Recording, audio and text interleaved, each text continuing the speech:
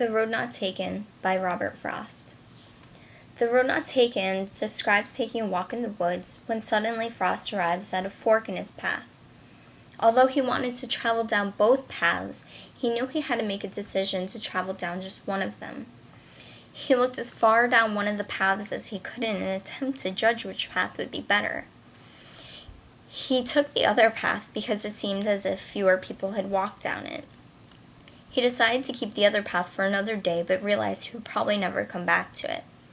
To this day, he still remembers the split in the road and still wishes he could have traveled down both, but he feels that his choice has made a difference in his life. The Road Not Taken is not simply about walking down a path and having to choose which way to go. It's more about the decisions that we make in life.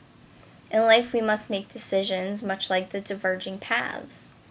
We must choose between at least two different paths to follow.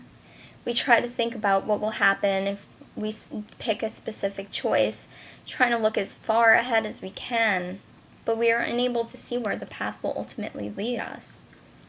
Once we choose a decision, sometimes we think that maybe someday we'll be able to see what it's like to have made the opposite choice.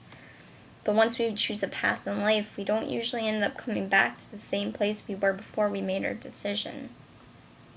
Whenever we make important decisions in life, we always wonder what it would have been like if we had made the opposite decision.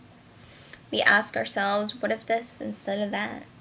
What would happen if I did it this way instead of that way? What if I had gone left instead of right?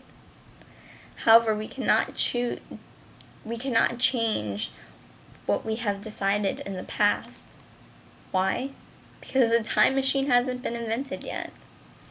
Our decisions put us in the place we are right now, and each decision makes a difference in our lives, whether it's big or small.